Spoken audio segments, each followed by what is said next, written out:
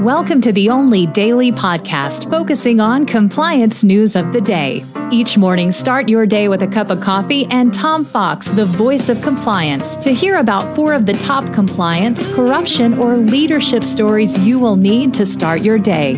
The Daily Compliance News is a production of the Compliance Podcast Network.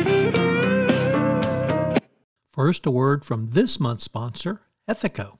If you're a compliance officer, middle managers are crucial in getting your programs from you to your frontline employees. But how do we activate those managers and get them on our side? Ethico's new Middle Manager Toolkit equips you with the skills needed to empower your managers, to promote a culture where ethical behavior thrives and employees feel empowered to speak up. Learn how to turn frontline managers into ethical leaders with our new white paper, Empowering Middle Managers as Ethics Champions. And did I mention you can get the whole toolkit for free? Head to ethico.com to download the full toolkit today. Also, if you are looking for something new and different for the upcoming Compliance Week celebration in November, check out The Compliance Kids. It's my 3-book children's series on compliance and compliance professionals for children. But they make great gifts and great training tools for your employees. You can check it out on Amazon.com. We've linked to it in the show notes. Welcome to the Daily Compliance News for September 10, 2024, the Palace Coup edition.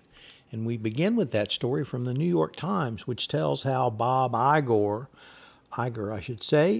came back to head Disney after having handpicked Bob Chapek to succeed him. The real reason behind this failure was that when Chapek took over as president and CEO of Disney, he reported to not one but 2 groups. Number one was the board of directors, but the second was Iger himself, who had stayed on as the company's creative director and executive chairman of the board. This proved a recipe for disaster, and indeed it was, with Iger engineering Chapek's firing by the board some 2 years later.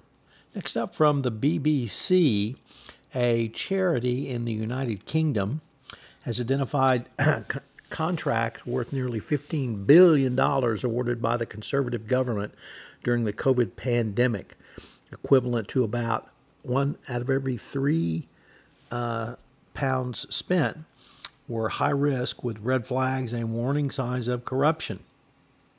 The information certainly follows the other information about contracts agreed to by the Tory government, and as Jonathan Armstrong would say, one of the most corrupt governments in the history of the United Kingdom.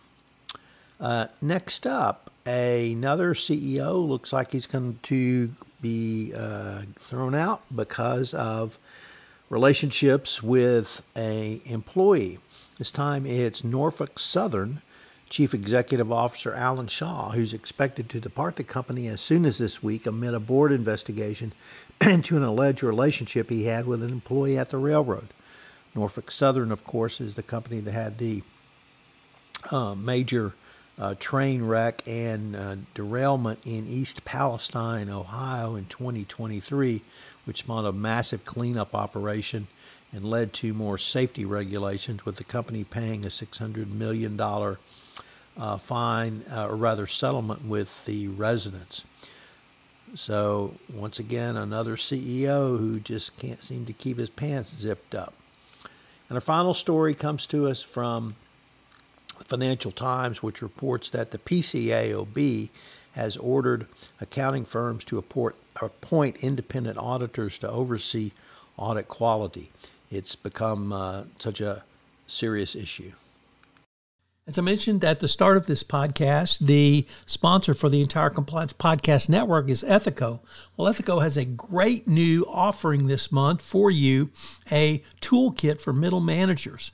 This is something that you, as the compliance professional, can use to move your compliance program forward by giving middle managers the skills necessary to answer a call for speak up, or when someone comes in their office and raises a concern.